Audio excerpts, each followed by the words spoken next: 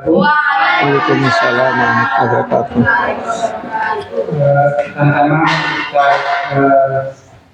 ucapkan ya terima kasih dulu kepada Bapak Ibu guru yang sudah hadir pada hari ini, yang sudah meluangkan kesempatan untuk kita sama-sama mendengarkan nanti destinasi guru penggerak yang insya Allah akan disampaikan oleh guru penggerak kita, yaitu Bapak Musni ya.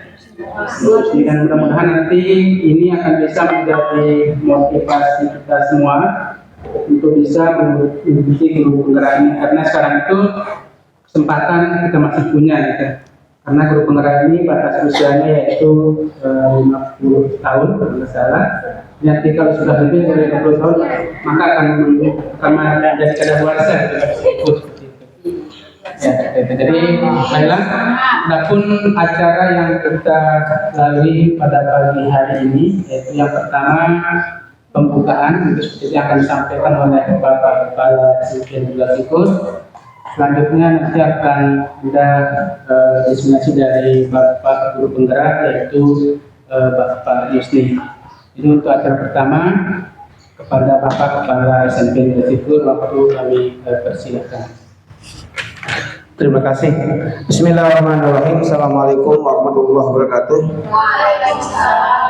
Bapak Ibu yang saya hormati,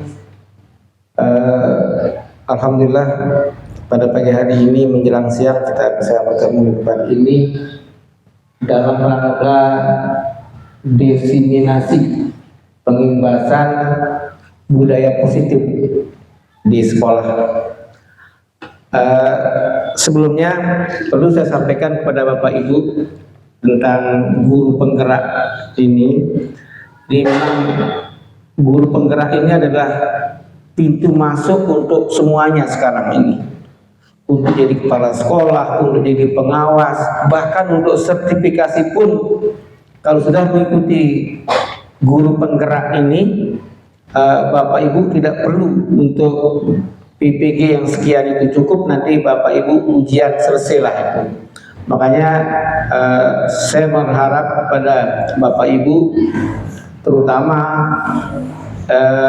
yang GTT, untuk mengikuti perekrutan calon guru penggerak. Ini adalah pintu masuk untuk semuanya. Jadi hasil pertemuan kami kemarin ketika berkunjung ke Kementerian Pendidikan, di situ banyak kita dari daerah Pemda Lombok Timur mengusulkan, bisa nggak pengawas itu diangkat dari, nah itu beberapa pertanyaan, tapi semua ditolak pertanyaan kami.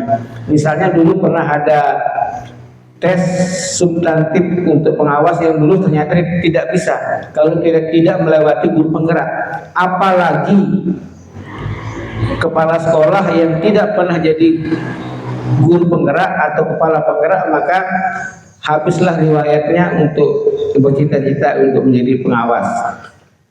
Nah itu oleh sebab itu pada Bapak Ibu yang masih muda, yang usianya masih di bawah 50 tahun, tidak henti-hentinya saya selaku pimpinan untuk menghimbau Bapak Ibu untuk mengikuti guru penggerak ini. Jadi jangan sampai kalah sebelum bertanding.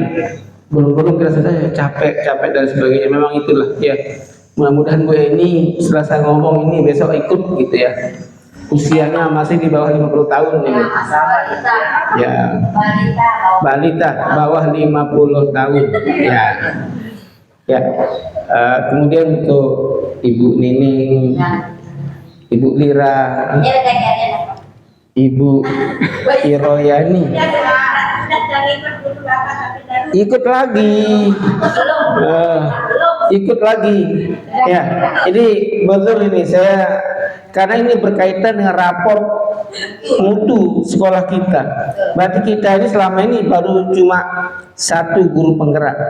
Kalau Ibu Fauziah ini masih proses, baru lulus seleksi pertama, belum pengumuman untuk simulasinya. Tinggal wawancara ya. Ya, wawancara. Jangan sampai, mohon maaf, kita kalah sama SMP Negeri 3 Muntung Gading itu. SMP 3 Muntung Gading yang di Kayu Liar itu GTT-nya wah banyak sekali yang ikut, peringkatnya bagus sekali. Jadi jangan kalah lah kita yang, apalagi yang sudah PNS. Ibu Nur ya, nah Ibu Nur masih muda, dia narisin repot. Lamun dia masih ketit mantawa arang. Insya Allah kayak Ibu Nur ya, yang apalagi tidak ada kesibukan. Ini untuk mengganti kesibukan. Nah, memang kelihatannya capek gitu. Kayak Ibu Nila dulu berbulan-bulan madu ikut Zoom untuk guru sekolah penggerak ya, tapi tidak jadi guru penggerak. Nah, itu bedanya. Ada pengalaman sedikit maka sekarang ikut daftar. Ibu Uli juga Ibu Fauziah alhamdulillah sudah banyak. Mudah-mudahan ini cuma motivasi dari saya. Silakan Bapak Ibu ikuti. Kemudian yang sedikit sekali masalah PMM kita, platform Merdeka Mengajar. Bapak Ibu sudah saya kirim di grup. Sementara ini sekolah kita berada di peringkat 222. Dan tinggal aksi nyata, Bapak. Aksi nyata, alhamdulillah. Aksi nyata itu lebih sangat tinggi. Awalnya dulu 262 tingkat kita. Tapi dalam 1 minggu ceritanya, saya bekerja sama dengan guru ini untuk mengerjakan topik-topik, bisa menyelesaikan topik, naik 40 peringkat itu. Nah, apalagi kalau Bapak Ibu sudah bisa menyelesaikan aksi nyata. Nah, kegiatan kita pagi hari ini akan dimasukkan dalam aksi nyata oleh narasumber kita, Pak Ahmad Yusni. Mudah-mudahan paling ya jangan terlalu berhayal, walaupun kita berada di tengah-tengah di antara 275 sekolah di Lombok Timur. Ya di tengah-tengah ada urutan 130, alhamdulillah. Ya, ini kita sudah bisa mencapai 220 karena setiap minggu progres PMM itu selalu diumumkan. Ya bahkan kita kadang-kadang saling olok dengan sekolah-sekolah.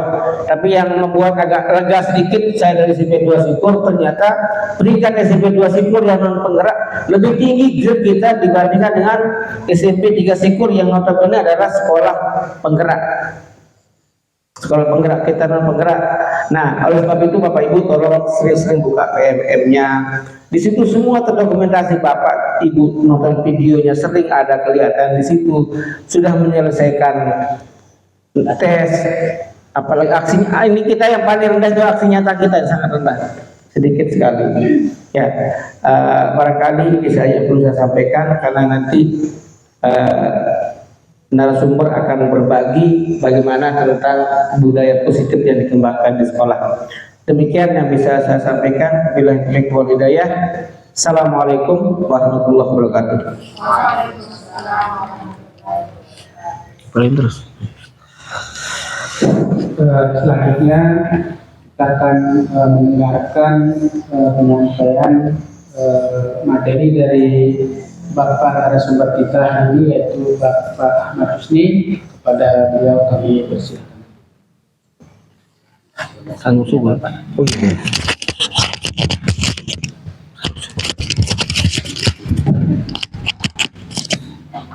Terima kasih yang datang secara pribadi kepada Bapak Sekolah dan Bapak Ibu Guru yang sudah menghadiri kegiatan diseminasi atau pembahasan budaya positif. Assalamualaikum warahmatullahi wabarakatuh. Kembali yang memberikan motivasi kepada Bapak Ibu Guru supaya kita sama-sama untuk mengikuti program calon guru penggerak. Di SMP 3 Sipur itu ada teman Tia, Ibu Ana namanya. Beliau adalah GTT dan alhamdulillah kemarin dia lulus di angkatan 9 bersama dengan Tia. Dan sebenarnya kemarin di angkatan 7 dengan Pak Edi Kurniawan, akan tetapi yang tidak lulus, Pak Edi yang lulus. Kemudian yang balas lagi di angkatan 9 dan alhamdulillah lulus untuk angkatan 9. Jadi jangan kita kendor karena sekali kalah terus down ya Bu Irot. supaya dikencangkan lagi niatnya. Karena tiang dulu niatnya terus terang jalan pintas untuk menuju PPG, karena beberapa kali tiang mengikuti PPG nggak lulus. Alhamdulillah Ibu Indri sudah lulus dan mengikuti perkuliahan, tinggal sebentar lagi. Dan tiang juga tinggal sebentar lagi. Sudah 3 bulan yang mengikuti kegiatan ini, tinggal 3 bulan lagi insya Allah selesai. Mudah-mudahan kita semua dalam lindungan Allah Subhanahu wa Ta'ala. Baik Bapak Ibu Guru, yang akan menyampaikan tentang diseminasi modul 1T4 tentang budaya positif. Jadi kalau kita berbicara tentang budaya positif, tentu budaya itu ada di sekolah, di lingkungan kita ya. Kebiasaan. Iya. Jadi budaya positif itu adalah suatu kebiasaan ya, atau nilai-nilai di sekolah yang berpihak pada peserta didik agar mereka dapat berkembang menjadi pribadi yang kritis, penuh hormat dan bertanggung jawab. Nah, itu yang kita harapkan. Budaya positif itu timbul secara intrinsik atau dari diri mereka sendiri, bukan dari faktor luar, bukan karena dia takut atau gimana. Kemudian kita lanjut. Nah, kemudian ada perubahan paradigma di sini. Nanti itu yang akan kita rubah paradigma kita. Untuk membangun budaya positif di sekolah perlu menyediakan lingkungan yang positif, aman, nyaman, agar murid-murid mampu berpikir, bertindak, dan mencipta dengan merdeka, mandiri, dan bertanggung jawab. Nah, sekarang pertanyaannya, apakah sekolah kita sudah mampu membuat lingkungan yang positif? Tentu jawabannya iya, karena kita punya ruangan, punya aset yang luar biasa, punya musola, tempat mendidik karakter anak-anak kita. Dan alhamdulillah sekarang sudah dibersihkan oleh Ibu Guru PAI, Ibu Guru Nur Aini SPDI. SHI, maaf. Ya. Aman dan nyaman juga ya dari berbagai gangguan. Nah, kemudian yang kedua, lazimnya disiplin dikaitkan dengan kontrol. Dalam hal ini kontrol guru dalam menghadapi murid. Nah, apakah sekarang kita bisa nggak mengontrol siswa kita? Nggak bisa. Pertanyaan pemantiknya dulu ya. Siapakah yang mengontrol murid kita? Apakah kita? Apakah kepala sekolah? Atau apakah mereka sendiri yang mengontrol atau temannya? Mereka sadari. Kita minta pendapatnya Ibu Guru. Tadi Ibu PPG kita. Ya, assalamualaikum warahmatullahi wabarakatuh. Waalaikumsalam. Terima kasih atas kesempatannya. Ya, ini siapakah yang bisa mengontrol murid kita untuk melakukan budaya positif ya? Ya. Kalau menurut saya dari murid itu sendiri kayaknya. Dari murid itu sendiri. Ya, kontrol diri. Ya, kontrol diri dari murid itu tercipta dari percayaan murid itu sendiri. Begitu juga bisa dengan kolaborasi dari guru sebagai penguatnya. Ya, mungkin itu saja, mungkin bisa ditambah sama terima kasih. Nah, sekarang Ibu pramuka kita. Pembina pramuka sama praja mereka.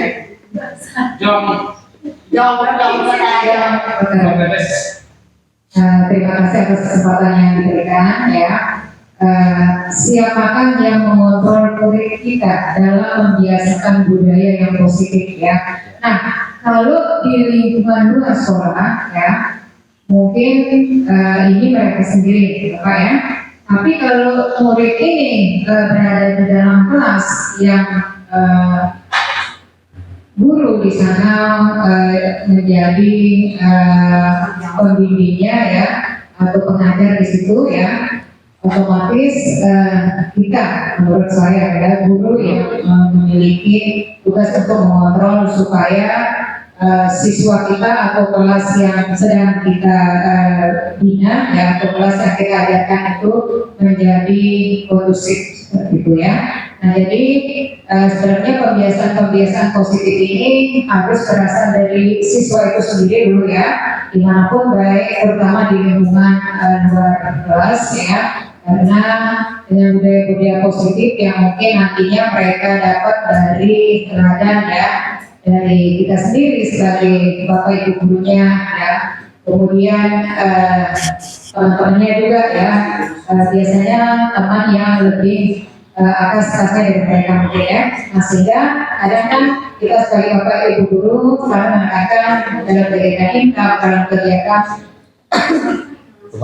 kepembinaan mungkin ya, pembina upacara di situ kita bagaimana supaya mereka menjaga ya hal-hal yang baik yang bisa menjauhkan mereka dari mengganggu teman-temannya ya. Insya Allah kalau ini mungkin kita biasakan dan kita sebagai bapak ibu guru yang menjadi teladan, insya Allah mereka bisa terapkan di mana saja, bukan hanya di sekolah tapi mungkin juga di lingkungan sekitarnya yang sehari-harinya mereka banyak berinteraksi dengan masyarakat di situ. Terima kasih. Terima kasih. Berikutnya yang ketiga, Ibu ketiga. Bismillahirrahmanirrahim.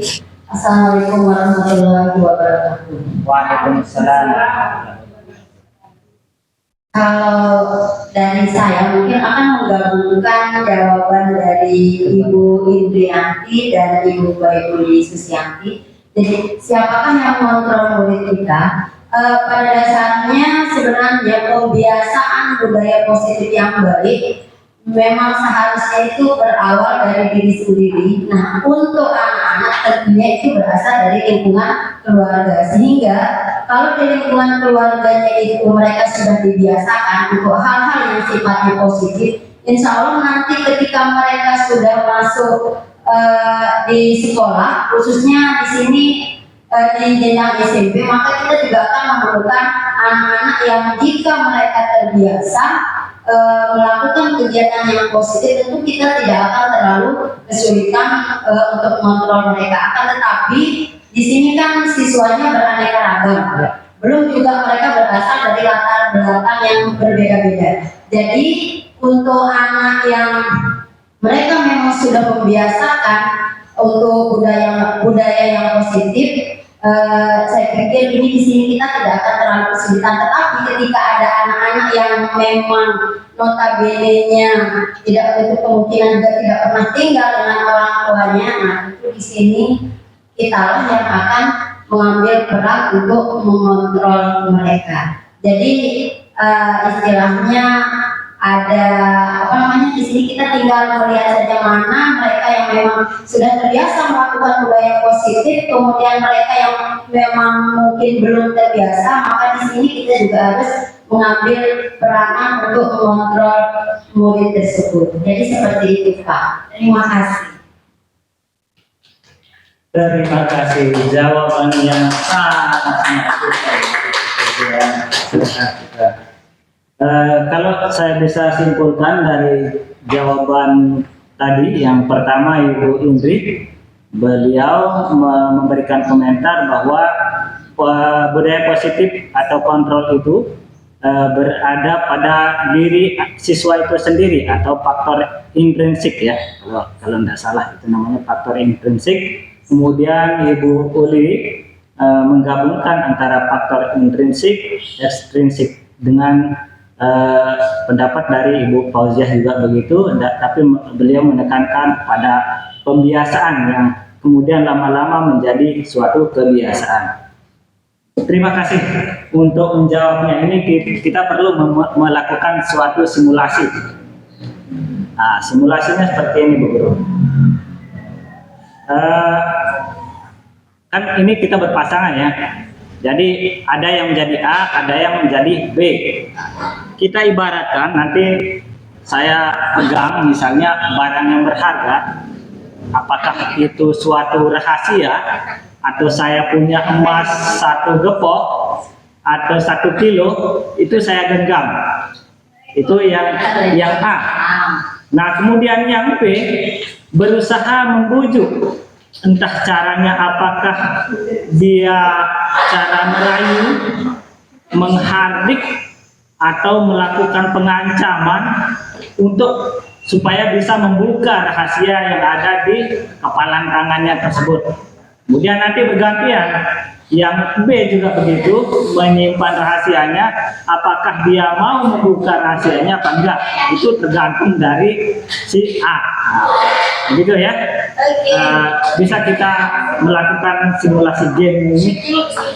Siapa yang mau jadi A, silakan. Siapa yang mau jadi B, kita slow aja begitu. Kita main-main saja.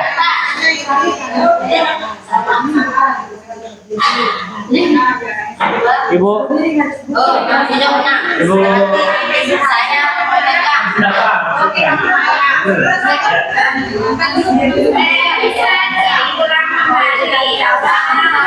Oh iya, bisa. Jadi begini, misalnya ibu guru punya rahasia nih yang tidak boleh diketahui oleh orang lain, disimpan di genggamannya. Nah, apakah ibu guru punya emas 1 joko? Nah, tugas temannya di sebelahnya membujuk, merayu, menghardik, mengancam, entah apa caranya supaya bu guru mau membuka genggamannya gitu. Nah, rayu dia Pak Guru, rayu Bu Ustazah supaya mau. Kalau nggak mau diancam.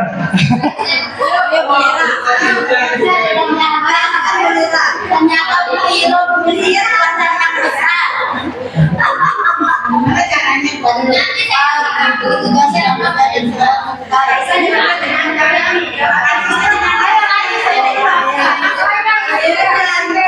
Misalnya ini ibu guru misalnya punya calon suami, misalnya namanya, misalnya ada di agama gitu. Ya, mau nggak dibuka nanti? Kapan janji nikahnya?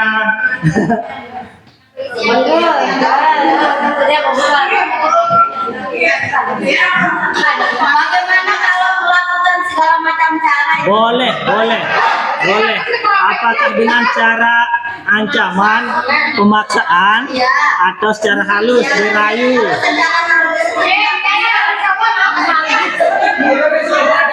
Disobek boleh disobek. Apakah dia mau buka apa enggak?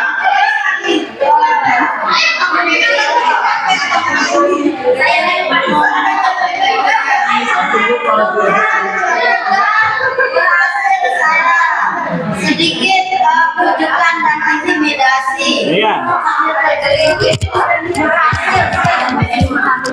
Menggabungkan keduanya, Bu. Berhasil nggak dibuka? Berhasil. Saya buka. Ya. Dengan cara apa? Pertama saya rayu dulu, Pak. Oh iya. Saya rayu-rayu, saya pegang-pegang dan jadi ada sedikit penambahan kekuatan. Iya. Baru dia berhasil untuk dibuka. Iya. Bayangkan di besaran tangannya dari saya, Pak. Jadi kan saya butuh Kebuka, ya. kebuka. Nah.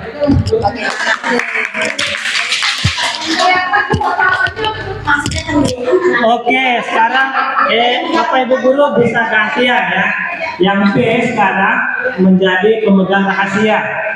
Nah, yang B pemegang rahasia. Sekarang Ibu Fauzi ya, kan tadi berusaha membuka. Nah, sekarang beliau yang menggenggam gitu. Rayu dia beliau. Apakah dia mau apa enggak?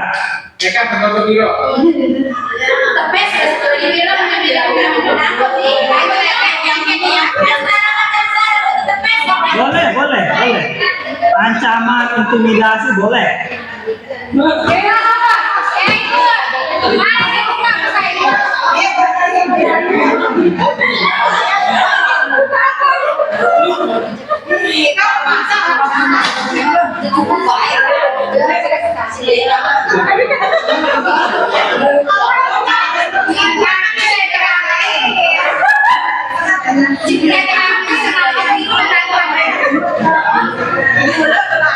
Oke, mungkin cukup ya waktunya ya.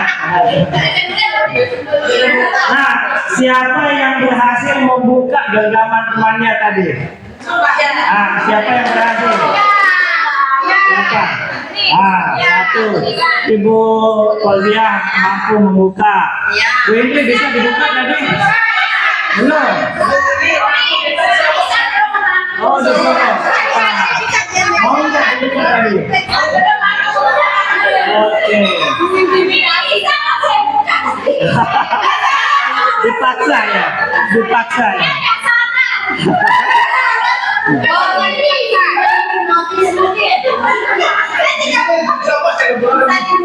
Oke, sudah ya. Ternyata siapakah yang memegang kontrol tersebut?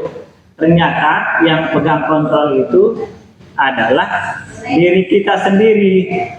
Nah, nanti tadi kan Bu Iro kebuka nih. Siapa yang membujuknya? Ibu Fauziah. Tapi atas kemauannya dia yang membuka. Dia sendiri. Dengan cara apa dibujuk, dirayu, dipaksa. Tapi tetap yang memutuskan keputusan untuk membuka rahasia itu adalah diri sendiri.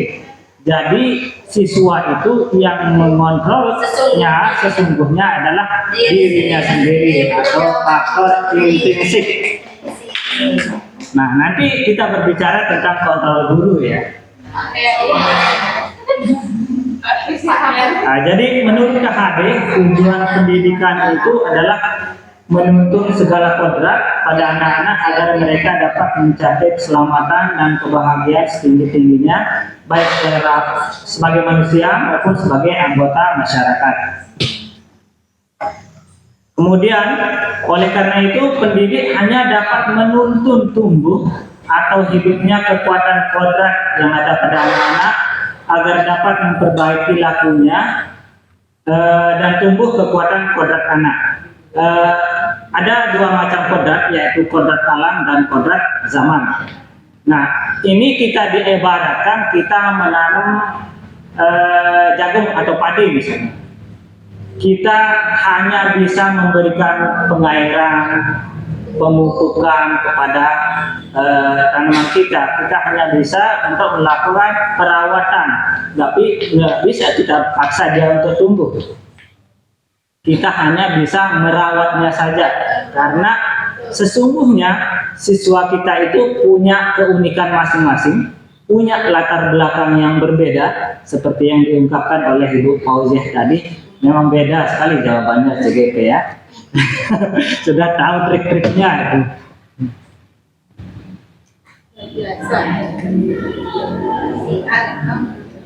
Nah, kemudian perubahan paradigma atau teori kontrol, ilusi kontrol.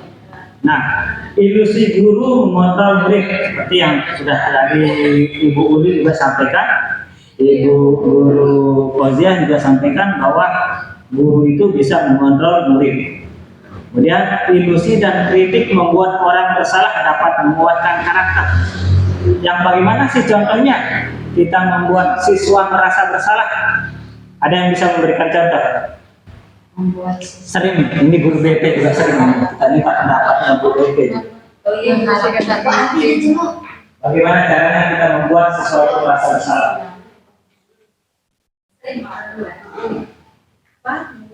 Ya, kalau saya sebutkan sekarang pasti, oh iya. Ya, nanti kalau saya sebutkan, oh iya jawabannya. Membuat orang bersalah. Ya, merasa bersalah, siswa merasa bersalah.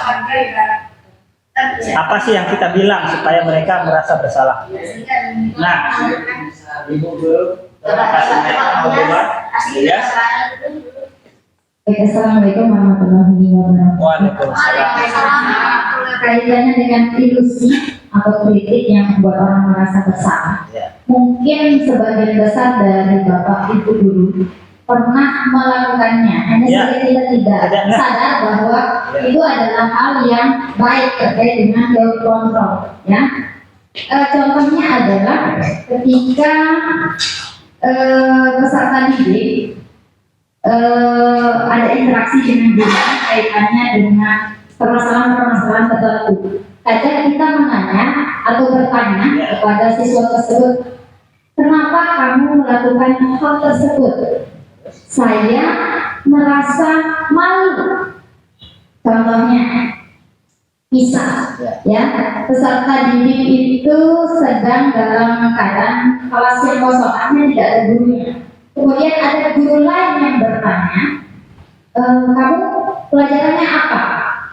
Padahal sebenarnya dia punya guru, dia punya jadwal belajar dengan kondisi guru ada. Hanya saja mungkin sedang meninggalkan kelas, entah ke toilet atau kemana. Kemudian ada orang lain yang bertanya, guru lain yang bertanya, pelajarannya apa? Kemudian siswa tersebut jawab, tidak ada. Guru saya tidak masuk. Siapa gurunya? Mungkin setiap hari dia tidak masuk, dia tidak mengajar di kelas. Akhirnya akan menimbulkan pertanyaan atau sudut pandang negatif terhadap guru tersebut. Sedangkan guru tersebut masuk sebenarnya, tapi dengan tindakan anak tersebut akhirnya merubah sudut pandang orang lain yang tadinya positif menjadi negatif.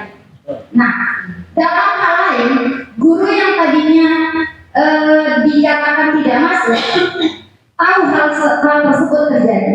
Akhirnya timbullah pertanyaan kepada siswa tersebut.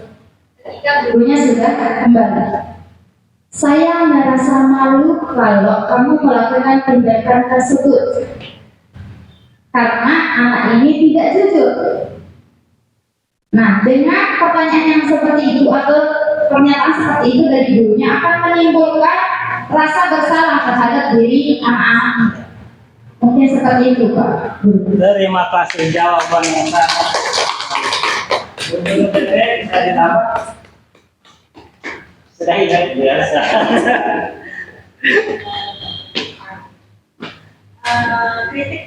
Kritik yang membuat orang bersalah, ya.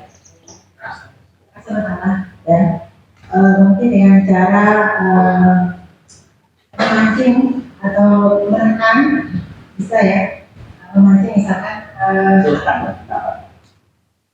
apa ya?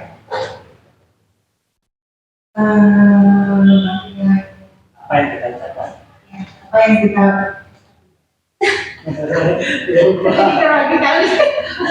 Jujur grogi Bu Guru. Bapak tidak usah di situ grogi. Oh, gitu. Ya, ya. Ternyata ada yang malu sama saya. memancing dengan cara bertanya mengenai apa Bertanya Slow Bu Guru. Padahal kalau praktiknya beliau sangat lancar. Iya sih. mungkin mulai aja mungkin dia mau ambil. Ya. ya industri atau kritik pemotoran bahasa dapat pemotoran karakter ya. Sebenarnya ini sebagai pembelajaran ya bagi siswa itu ya, yang seperti tadi di awal itu budaya positif yang perlu kita tanamkan kepada siswa, di mana kita secara halus ya mengajar atau mendidik anak-anak ini supaya mengerti tugasnya ya, tugas pokoknya seperti dia belajar ya. Misalkan saya ya bahwa pembimbing atau wali kelas di kelas saya ya kelas 9A ya. Ketika anak-anak saya pernah terlibat bolos waktu itu ya, kemudian sempat dikumpulkan di lapangan basket ya, itu setelah dikumpulkan mereka oleh UPT ya, kemudian setelah kegiatan itu ya, saya kumpulkan anak-anak itu yang kemudian bertanya ya, apa sih masalahnya ya? Kalian ini kenapa kok melakukan tindakan-tindakan seperti itu ya? Padahal di setiap pertemuan ya selalu ibu tekankan ya, walaupun kita tidak paham ya, walaupun kita kurang mengerti mata pelajarannya, penting ada yang masuk akhir ya. Lalu mungkin dengan terpaksa harus izin keluar, tolong minta izin kepada bapak ibu guru yang sedang mengajar di situ. Ibu malu sebagai wali kelasnya yang akan memperjuangkan kalian nanti lulus atau tidaknya. Seperti itu mungkin Kak ya, pengalaman pribadi saya ya. Mungkin nanti ditambahkan oleh teman-teman lain, punya banyak pengalaman. Terima kasih. Assalamualaikum warahmatullahi wabarakatuh. Ada yang mau ditambah? Sama saja sebenarnya itu jawabannya Pak. Mungkin Bapak. Iya. Karena kita- Terima kasih, jawabannya sangat super sekali. Jadi betul ya. Jadi siswa itu bisa merasa bersalah karena omongan dari ibu gurunya. Misalnya dia terlambat nih, kita sebagai wali kelasnya. Nah, kalau kamu misalnya terlambat lagi atau terlambat seperti ini, mengulangi perbuatanmu, ibu malu pada bapak kepala sekolah. Nah, seperti itu, atau ibu guru malu kepada bapak ibu guru yang ngajar di kelas tersebut. Nah, jadi betul sekali ya, memang pantas yang kedua ini juga menjadi CGP. Sudah paham materinya. Nah, jadi yang seperti inilah yang kita diajarkan di CGP tersebut ya. Apalagi nanti BP sangat potensial karena mereka juga selalu melakukan hal tersebut di sekolah. Cuman tadi ibu guru tidak bisa mengungkapkannya saja. Padahal kemarin ada siswa bermasalah tidak mau mengaku, beliau bisa membuat dia mengaku dan merasa bersalah dan meminta maaf. Itulah sebagai manajer ya. Kemudian ilusi bahwa semua penguatan positif efektif bermanfaat. Ya, jadi semua penguatan yang bersifat positif itu bisa bermanfaat. Nah, kemudian ilusi bahwa orang dewasa memiliki hak untuk memaksa. Nah, ini yang sering kita lakukan, ya sering tanpa disadari. Kita menginginkan siswa kita itu disiplin, kemudian kita memaksa modelnya karena kita pengennya instan. Padahal merubah karakter itu tidak segampang yang kita inginkan, tapi slowly, kita perlahan-lahan.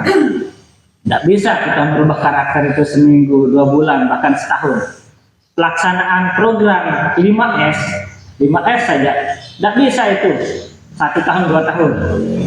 Tidak bisa, paling yang bisa 1 tahun itu 1 atau 2. Oleh karena itu, jangan kita muluk-muluk untuk melakukan program 5S itu. Tahu 5S ya? Iya, senyum, salam, sopan, santun. Ya, sapanya lupa tadi. Jadi menyapa dulu. Jadi kalau di CGP kita diajarkan untuk guru yang duluan untuk menyapa. Nah, kemudian jangan kita yang jangan kita nunggu siswa, ya. Sama dengan anak kita, begitu kita pulang sekolah berusaha kita yang duluan menyapa mereka, gimana keadaan sekolahnya. Tapi kan sekarang kita yang terlambat pulang kan? Iya, menyapa duluan. Memulai komunikasi. Betul, karena kita melakukan pembiasaan. Dan tetap kita melakukan Alhamdulillah. Sudah, itu adalah langkah positif sekolah kita. Itu adalah salah satu program yang dilaksanakan oleh sekolah kita. Nah, kemudian apa sih bedanya stimulus respon dengan teori kontrol? Teori kontrol oleh guru. Kita mencoba mengubah orang agar berpandangan sama dengan kita. Sama seperti yang maksudkan tadi ya.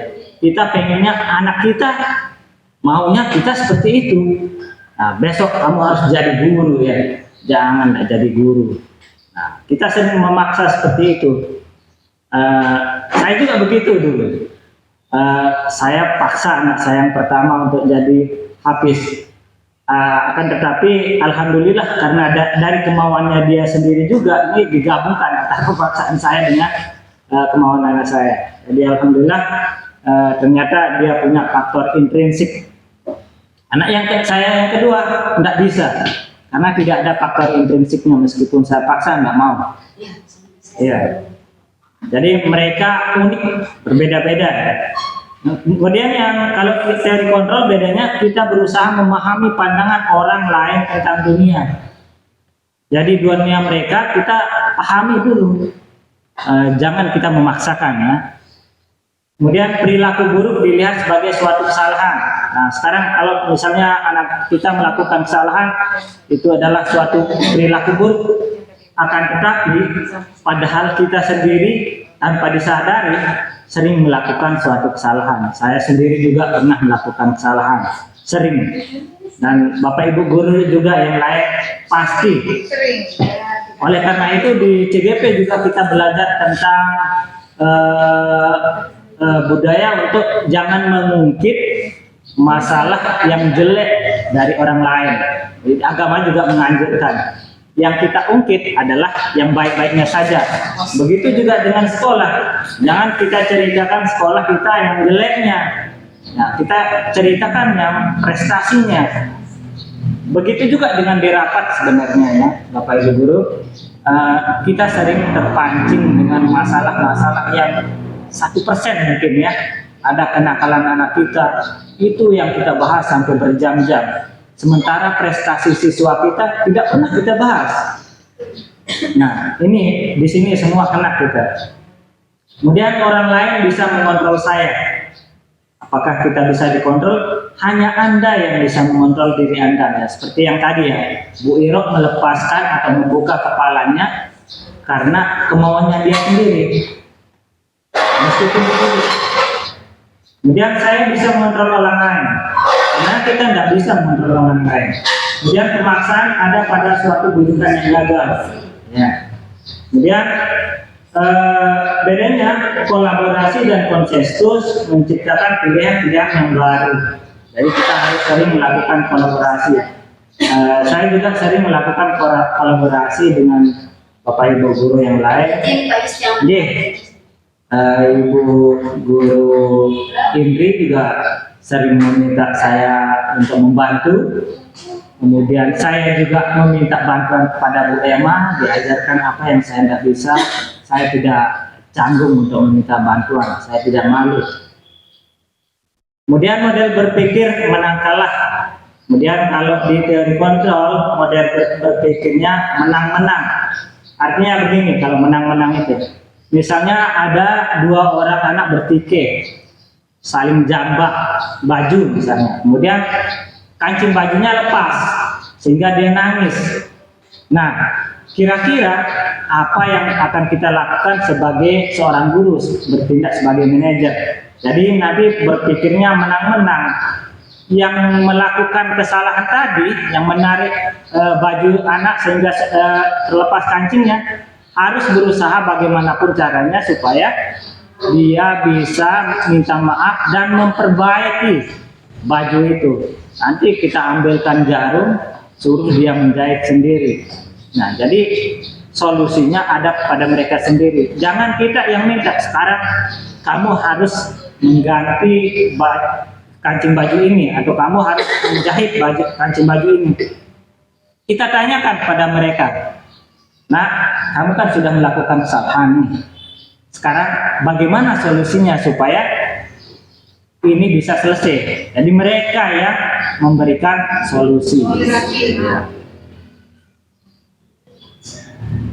Sudah berapa menit ya? Apa sih makna disiplin?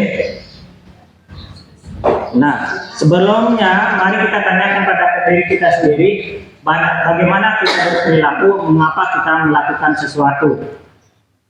Apakah tadi sudah dibahas ya, kita contohkan di anak, apakah kita melakukan sesuatu itu karena kepala sekolah, atau kepada istri kita, atau pada suami kita, atau memang dari diri kita sendiri. Nah, yang paling baik itu adalah melakukannya karena faktor intrinsik. Apakah lingkungan kita melakukan sesuatu karena adanya dorongan dari lingkungan atau dorongan dari orang lain?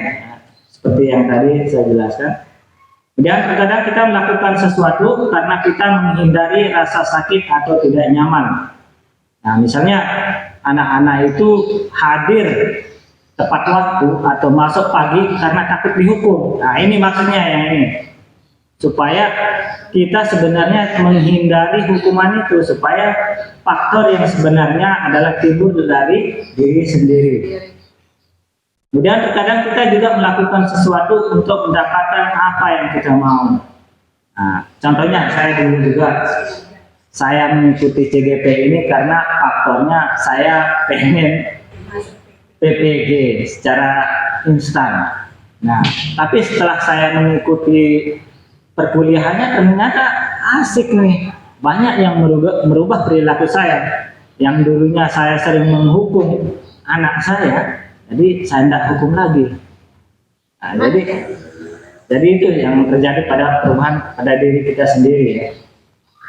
Nah, pernahkah Anda melakukan sesuatu yang untuk mendapatkan senyuman atau pujian dari orang lain? Untuk mendapat hadiah atau untuk mendapatkan uang? Itu sering ya, kita seperti itu. Melayani suami dengan baik supaya dapat gaji full. Makna kata disiplin. Apa yang terlintas di pikiran Anda tentang disiplin? Kalau saya kasih lagi mungkin lama nanti ya waktunya. Kebanyakan orang akan menghubungkan kata disiplin dengan tata tertib, teratur, dan kepatuhan pada peraturan. Ya kan? Selama ini kita menyimpulkan bahwa disiplin itu adalah peraturan, kepatuhan pada peraturan. Kata disiplin sering dihubungkan dengan hukuman, padahal itu sungguh berbeda. Karena belajar tentang disiplin positif tidak harus dengan memberi hukuman. Justru itu adalah salah satu alternatif terakhir yang kalau perlu tidak digunakan sama sekali. Nah, jadi disiplin itu adalah kemampuan memerintah diri sendiri yang secara intrinsik tadi dalam mengontrol dan menguasai diri untuk memilih tindakan yang mengacu pada nilai-nilai yang kita hargai. Dengan penuh tanggung jawab tanpa diperintah oleh orang lain. Kemudian lanjut, kebutuhan dasar manusia. Nah, pertanyaan pemantiknya sekarang, Ibu Ambar atau Ibu Andri, guru wali kelas 2A di SD Pelita Hati, sedang bingung menghadapi ulah salah satu murid di kelasnya, yaitu Doni. Beberapa anak di kelas 2A telah datang padanya dan mengeluhkan Doni yang seringkali meminta bekal makan siang. Mereka dengan paksa. Jika Anda menghadapi suatu seperti itu, Ibu Ambar, apa yang akan Anda lakukan? Menurut Anda, kira-kira apa alasan Doni melakukan hal itu? Berbagai macam ya nanti alasannya. Dalam konteks penerapan disiplin positif, Ibu Ani sebaiknya mencari tahu alasan Doni melakukan hal tersebut agar mengetahui kebutuhan mana yang sedang ingin dipenuhi oleh Doni. Nah, sekarang apabila Doni karena ia lapar dan orang tuanya tidak membawakan bekal makanan siang, kebutuhannya adalah bertahan hidup. Nah, kita lanjut lagi. Apabila jawaban Doni karena ia senang teman-temannya jadi memperhatikan dia, kebutuhannya adalah cinta dan kasih sayang. Kadang-kadang anak-anak kita kan iseng. Ya, betul. Kemudian apabila jawaban Doni karena ia merasa hebat karena temannya jadi takut dan menuruti keinginannya, maka kebutuhannya adalah penguasaan. Jadi dia ingin menguasai teman-temannya. Kan ada sering jagoan kelasnya atau jagoan sekolah. Ya, banyak dari siswa kita yang merasa jagoan kan. Jadi itu adalah kebutuhan penguasaan. Dia pengen jadi penguasa. Nanti nyalon aja jadi pilkades. Apabila jawaban Doni karena ia merasa bosan dengan bekal yang dibawakan ibunya, karena selalu membawakan bekal yang sama, maka kebutuhan adalah kebebasan karena dia ingin pilihan. Ya. Apabila jawaban Doni karena dia iseng saja dan menikmati ekspresi wajah temannya ya, yang bikin kesal dan kecewa, berarti kebutuhannya adalah kesenangan. Identifikasi kebutuhan yang ingin kita penuhi oleh Bimo jika respon Bimo seperti di kolom sebelah kiri. Doni ya yang tadi ya. Aku senang bermain kejar-kejaran dengan ibu guru. Seru. Biasa. Kesenangan, penguasaan, atau cinta dan kasih sayang. Yang mana jawabannya ini? Kesenangan. Ya. Cinta dan kasih sayang. Ya, jadi ada clue-nya di sana. Ini Kesenangan. seperti inilah nanti soal-soal untuk PDKK itu ya. Jadi jawabannya adalah kesenangan. Cari clue-nya dulu.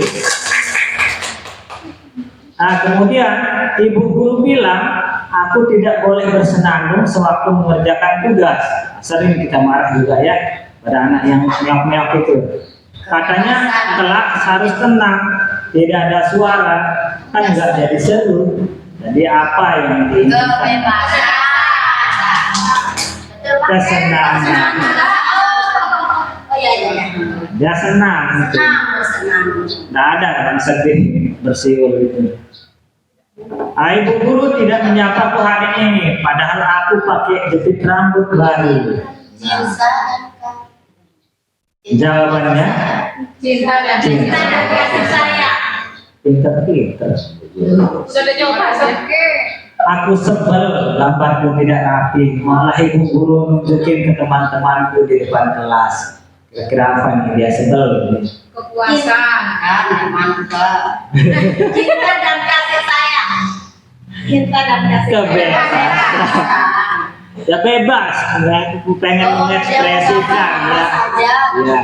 Ya, dia pengen mengekspresikan apa yang ada di dalam benaknya. Lagi Pak, lagi. Aku bosan, masa belajarnya cuma gitu-gitu aja, dengerin ibu guru itu aja. Ini ibu guru SD mungkin ya. Kesenangan ini. Kebebasan, senang, kebebasan. Dia bosan. Menyetir mobil itu seru loh. Apa kira-kira? Banyak kesenangan. Penguasaan. Betul. Ya kan nggak seru, senang ya. Tapi kalau langgar dinding, ya. Bah, itu bahaya itu. Kapok kita nyetir. Biar bisa jalan-jalan naik mobil sama teman-temanku. Kira-kira apa? Kesenangan sampai bakso. Biar bisa jalan-jalan sama teman-temannya keluarnya itu Lihat ya. dulu, lihat dulu. Sedang tenar dulu sekarang. Iya, clue. Jadi ketika kita menjawab soal itu yang kita perhatikan adalah clue-nya. Dulunya ya. Aku merasa bangga dan keren. Kesenangan. Penguasaan. Coba ya.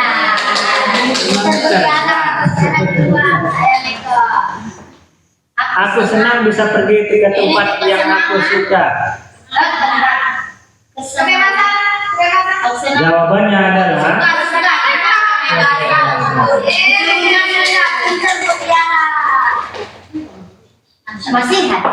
masih tinggal Posisinya restitusi. kontrol. Nah, restitusi 5 posisi kontrol guru. Bacalah kasus-kasus.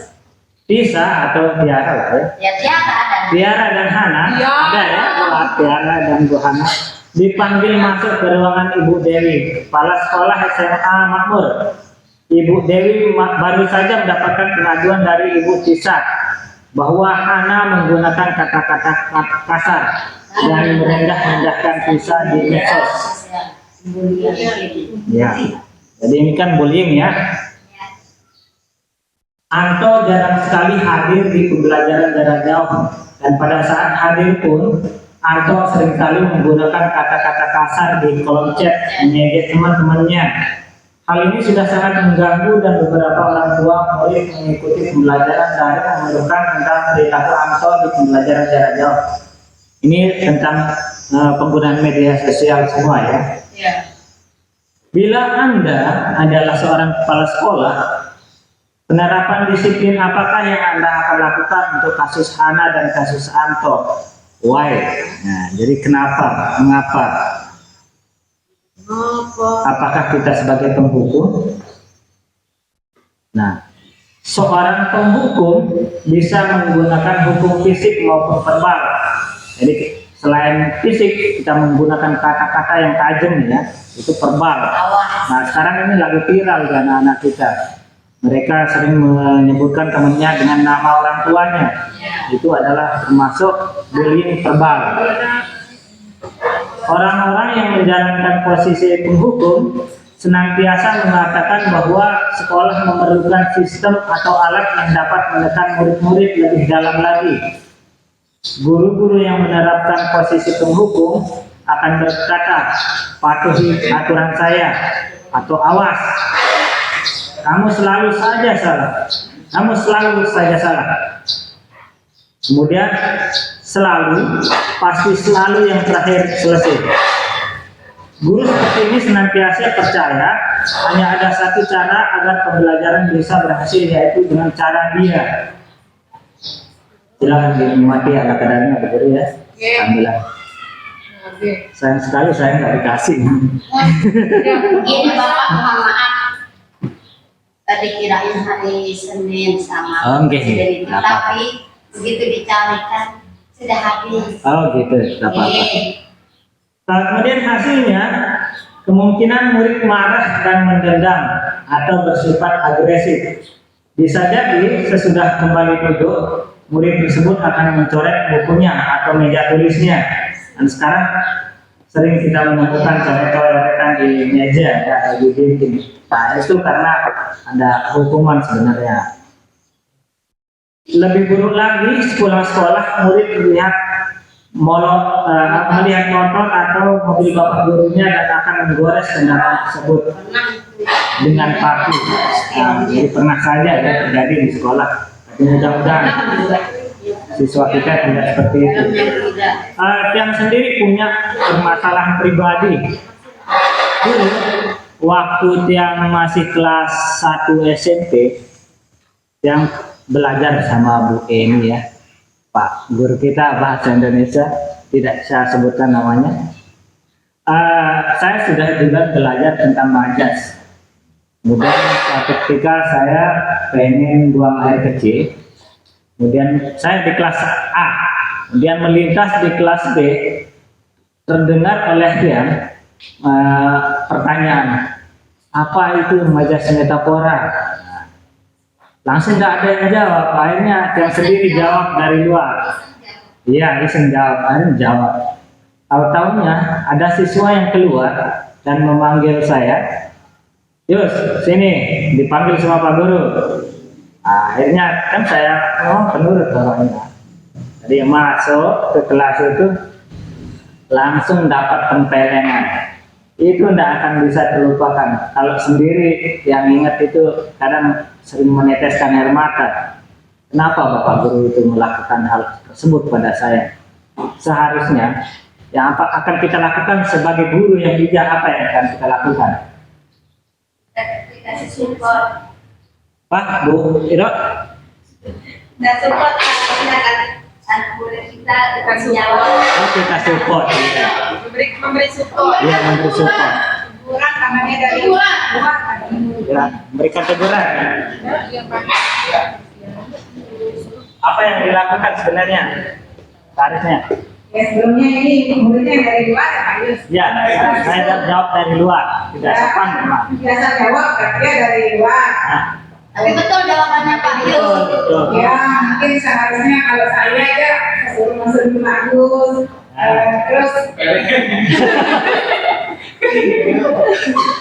nah ayo misalnya Pak Yus sudah masuk, mana anak betul atau tidak? Ya, seperti itu mungkin dari Pak Yus bisa diberikan contoh justru saya kasih tepuk tangan di akhirnya gitu ya.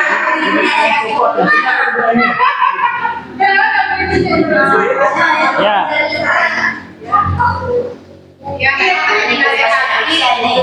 Siswa tersebut bisa tahu dulu, kita langsung masuk baik-baik.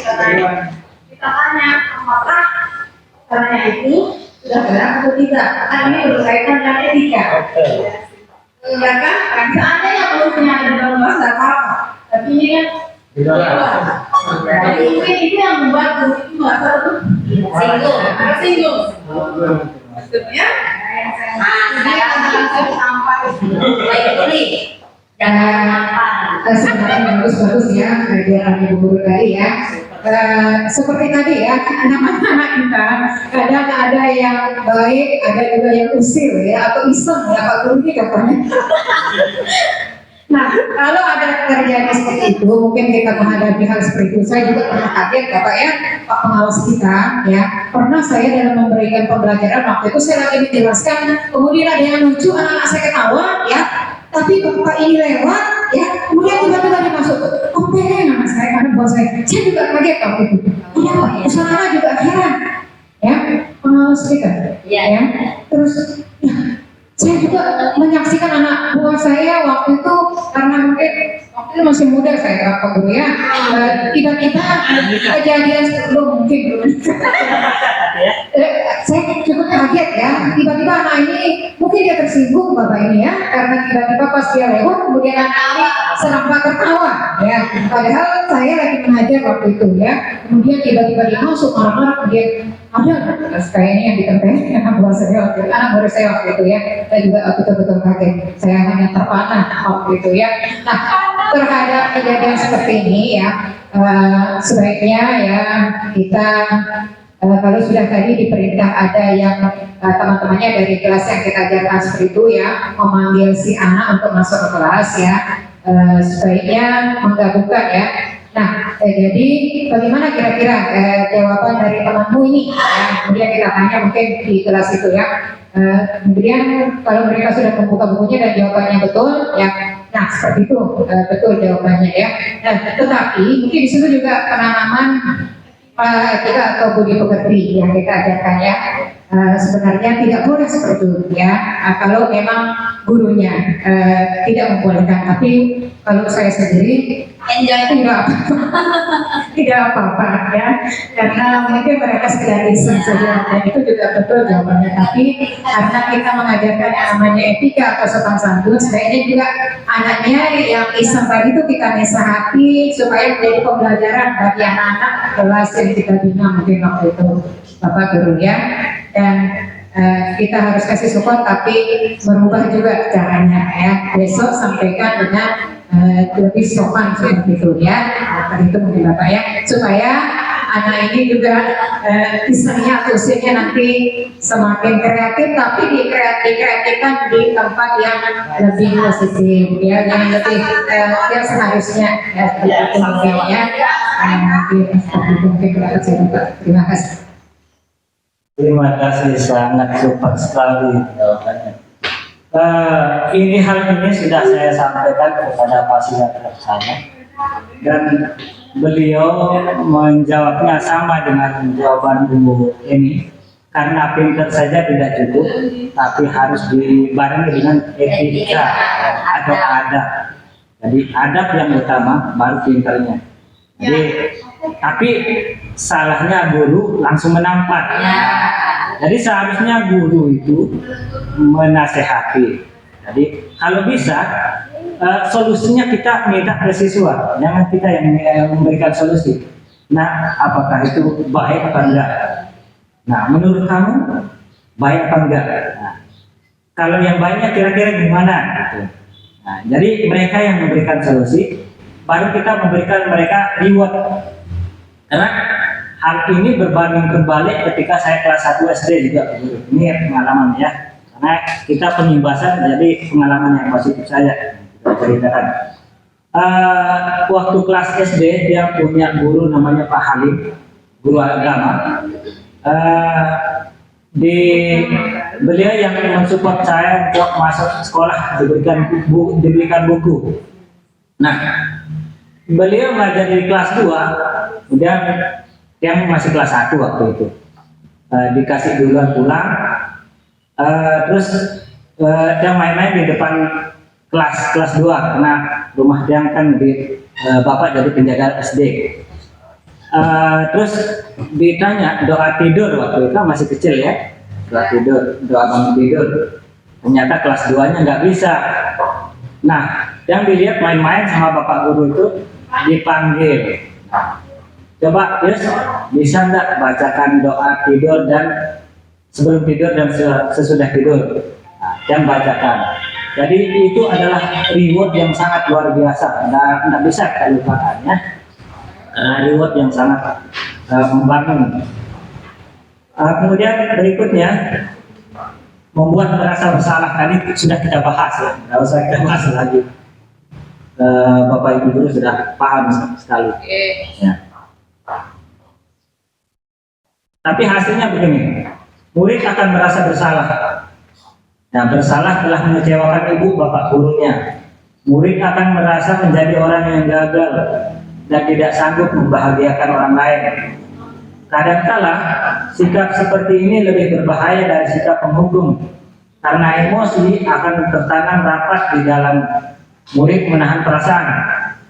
Tidak seperti murid dengan guru penghukum, di mana murid bisa mengumpulkan amarahnya walaupun dengan cara negatif. Murid merasa tertekan, seperti inilah yang tiba-tiba meletus amarahnya dan bisa menyakiti diri sendiri. Yang dengar juga ada ya, seperti itu menurut kita ya, kelas dulu ya, bisa menyakiti diri sendiri. Kemudian sebagai teman yang prinsip, posisi teman pada guru bisa negatif ataupun positif. Positif di sini berupa hubungan baik yang terjalin antara guru dan murid. Guru di posisi teman menggunakan hubungan baik dan humor untuk mempengaruhi seseorang. Mereka berkata, ayo bantulah demi bapak ya, atau demi ibu ya. Ayo ingat tidak bantuan bapak selama ini.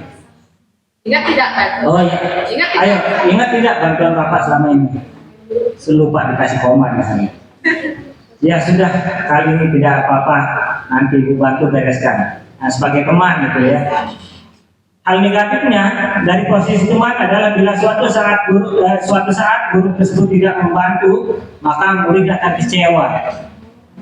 Nah, bapaknya milih turun. Nah, itu negatifnya. Kemudian pemantau nada suaranya datar. Seperti ini.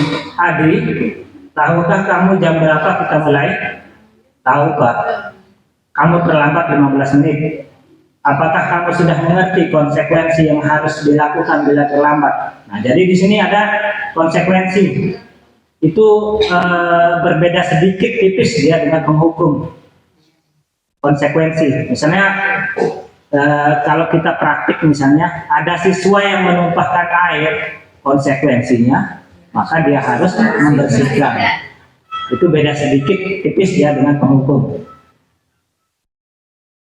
Hasilnya murid memahami konsekuensi yang harus dijalankan karena telah melanggar salah satu peraturan sekolah. Guru tidak menunjukkan suatu emosi yang berlebihan, menjadi marah atau membuat merasa berbuat salah. Murid tetap dibuat tidak nyaman, yaitu dengan harus tinggal kelas pada waktu jam istirahat dan mengerjakan tugas. Nah, jadi itu efek konsekuensi. Misalnya siswa terlambat 10 menit, maka konsekuensinya nanti dia juga terlambat keluar 10 menit. Tapi ini nggak bagus ya, tetap saja. Tapi itu atasnya di atas penghukum. Nah, kemudian kita ke keyakinan kelas yang sedikit habis. Yaitu nilai-nilai kebijakan yang universal yang disepakati secara tersirat dan tersurat, lepas dari latar belakang, suku, negara, bahasa maupun agama. Nah, kemudian sebagai manajer, posisi terakhir yaitu manajer. Posisi manajer di mana guru berbuat sesuatu bersama dengan murid, yang seperti yang dijelaskan tadi. Kalau siswa melakukan suatu kesalahan, kita bukan sebagai penghukum, kita tidak membuat dia merasa bersalah, kita tidak sebagai pemantau, akan tetapi posisi kita sebagai manajer, berikan ruang kepada mereka untuk menemukan solusi yang tepat bagi mereka. Kalau itu solusinya dari mereka, ya mereka bertanggung jawab, ya kan? Misalnya dia terlambat nih 10 menit. Besok kalau terlambat apa yang akan kamu lakukan? Nah, seperti itu. Atau kira-kira supaya tidak terlambat, apa yang akan kamu lakukan? Saya akan lebih bangun pagi. Saya akan cepat sarapannya, atau sarapannya di sekolah gitu. Iya, kesadaran sendiri. Jadi mereka yang menemukan solusinya.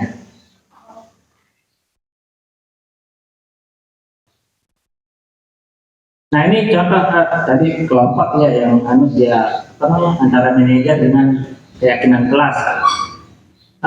Kembalikan barang ke tempatnya, itu namanya bertanggung jawab, itu di keyakinan kelas. Kemudian dilarang mengganggu orang lain, ini kira-kira apa ini? Dilarang mengganggu orang lain, saling menghormati. Hadir di sekolah 15 menit, menghormati orang lain dan komitmen. Jadi dia komitmen bahwa 15 menit sebelum dia harus hadir. Kita juga di CGP 15 menit sebelum rukun harus hadir. Nah, tidak mengganggu sekolah kok. Nanti jam 3 kita rukun, bisa istirahat atau setengah 4. Pulang sekolah jam 1, kita istirahat, sholat, kemudian kita rukun sampai maghrib. Duduk saja. Dilarang melakukan kekerasan. Kira-kira apa? Saling menghormati juga. Dilarang menggunakan narkoba. Narkoba nih, masalah apa? Disiplin, peraturan. Kesehatan. Bergantian atau menunggu giliran. Disiplin. Menghormati orang lain. Kita menghormati orang lain, jadi kita tidak menyerobotnya. Ini bentuk-bentuk disiplin ini. Jadi tidak jawabannya disiplin lagi. Dilarang merokok. Kesehatan. Contoh lagi, gunakan masker.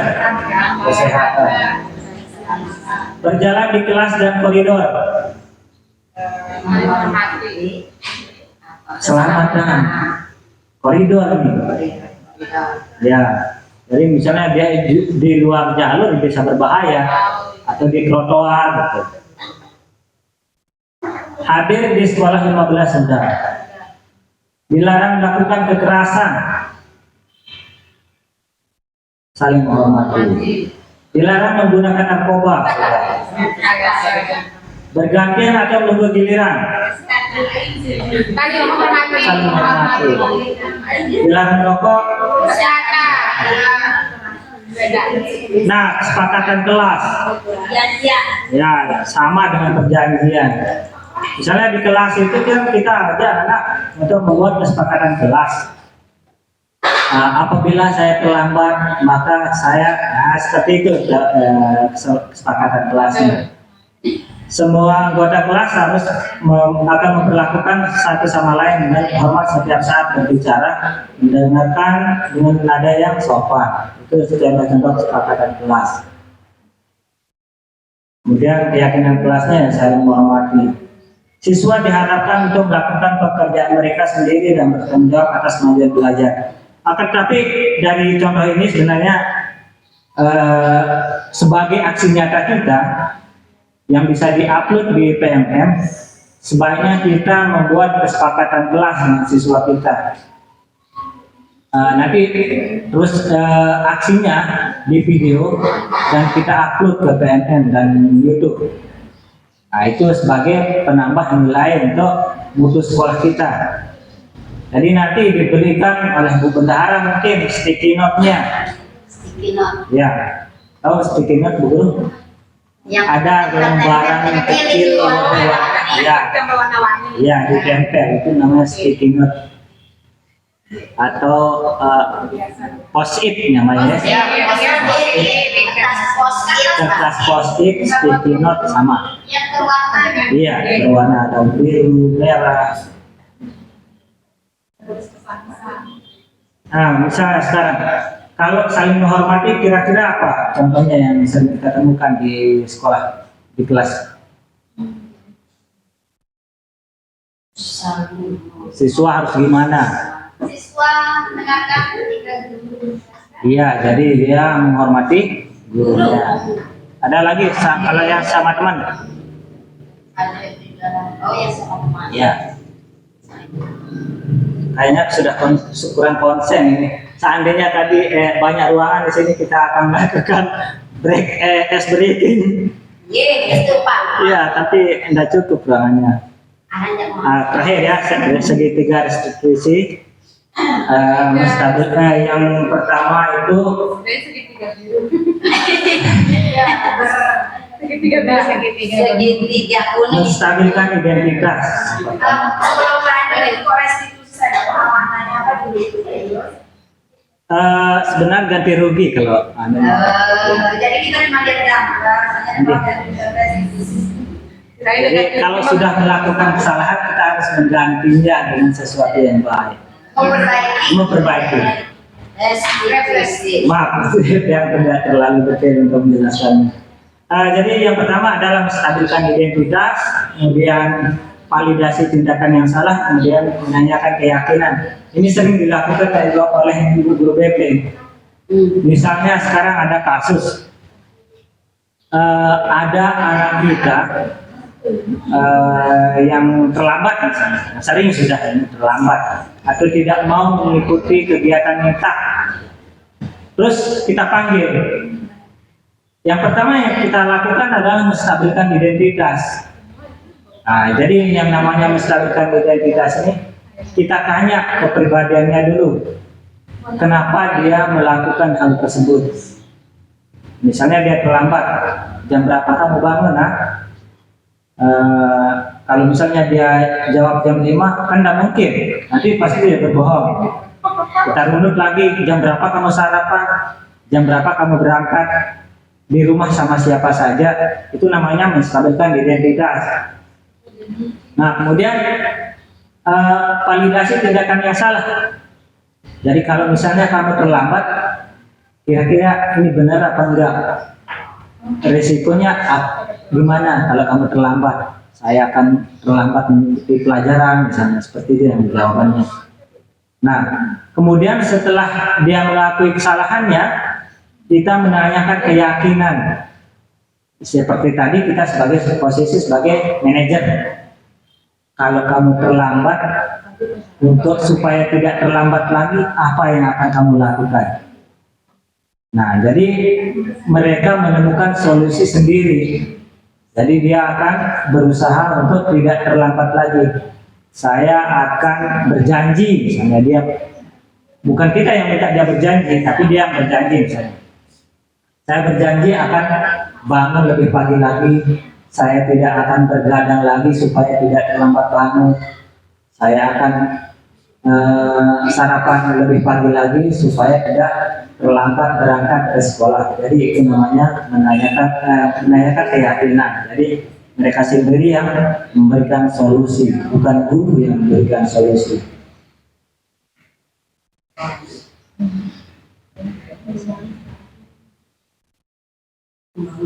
Jadi manfaatnya segitiga restitusi ini membantu murid memiliki tujuan disiplin positif serta memulihkan dirinya setelah berbuat salah. Jadi dia mengakuinya secara intrinsik. Kemudian membantu murid untuk jujur pada diri sendiri, bukan karena takut pada ibu anti, bukan takut kepada bapak kepala sekolah atau guru mata pelajaran. Memberi penawaran bukan paksaan. Ya, jadi kita memberikan penawaran. Boleh kita tawari pilihan, kasih pilihan yang terbaik untuk mereka. Nah, ini contoh-contohnya. Tapi sudah kita kasih contoh tadi.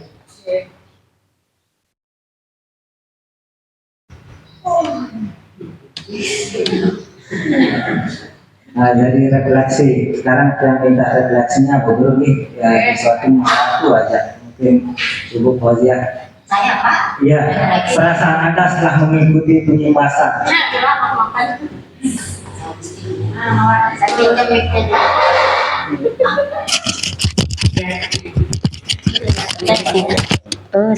Ya, kira-kira setelah mengikuti penyimbasan ini atau destinasi ini, bagaimana perasaan Ibu Guru? Nggih. Apa yang Bu Guru dapatkan? Nggih. Setelah mengikuti kegiatan pengimbasan tentang budaya positif di sini, saya mendapatkan banyak hal.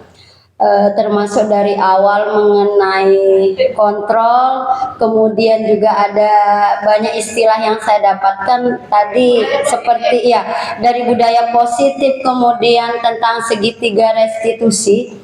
Jadi ini sekaligus sebagai pembelajaran untuk kedepannya bahwa ketika nanti kita berada dalam situasi pembelajaran yang nyata, ketika ada anak misalkan melakukan suatu kesalahan, itu kita tidak akan langsung menyalahkan terlebih dahulu, tetapi mencari tahu apa penyebabnya, kemudian juga tidak langsung menjudge atau memberikan hukuman, akan tetapi nanti ada bentuk lain yang bisa kita berikan ke anak sehingga anak itu nanti merasa nyaman. Dan termasuk di poin yang terakhir itu yang saya tangkap adalah kita itu memberikan penawaran. Nah, itu poin yang menarik yang saya dapat, Pak. Jadi di sini ini sifatnya bukan paksaan, akan tetapi berupa solusi yang berupa penawaran. Jadi tidak anak ini nanti kita ya terkesan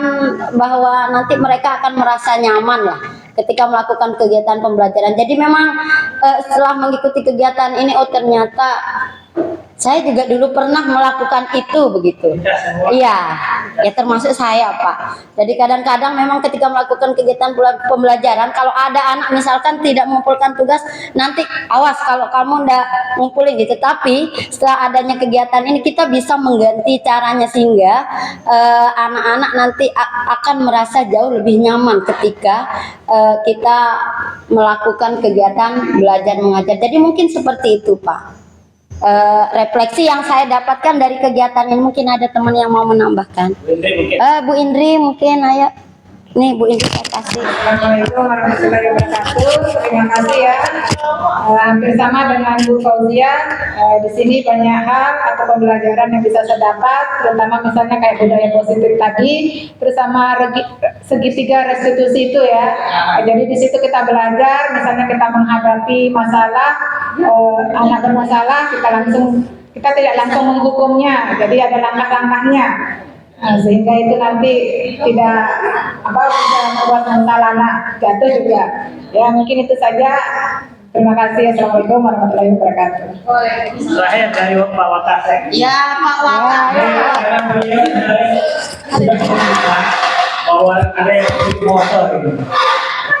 Mencuri motor kemarin kan kita tanya dulu, ternyata orang gila gitu kan. Terima kasih. Assalamualaikum warahmatullahi wabarakatuh. Jadi hari ini, pagi ini kita mendapatkan ilmu yang cukup bagus ya. Jadi pada intinya bahwa kesalahan itu kita tidak boleh menyalahkan kepada orang lain. Kalau di sekolah ini anak ya.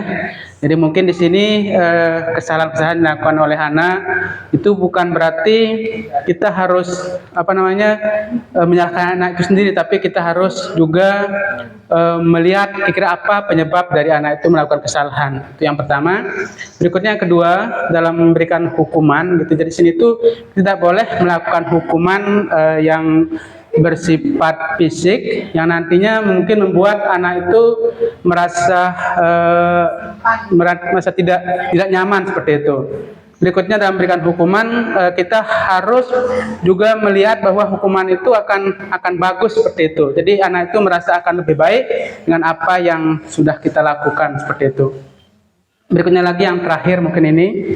Jadi kita melakukan hal apapun terhadap anak kita tergantung dari tujuan kita sekarang. Jadi kalau tujuan kita bagus, insya Allah juga hasilnya akan bagus. Itu aja mungkin. Terima kasih. Assalamualaikum warahmatullahi wabarakatuh.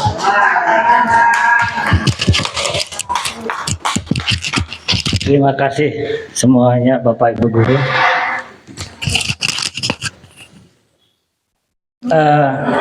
Sekali lagi terima kasih Bapak Ibu Guru sudah mengikuti kegiatan refleksi, kegiatan diseminasi atau penyembahasan tentang budaya positif ini dari awal sampai akhir. Terima kasih banyak.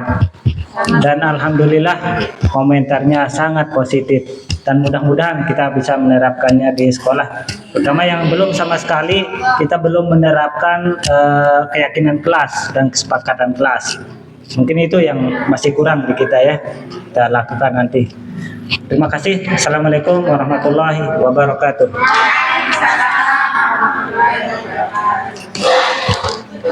Sedikit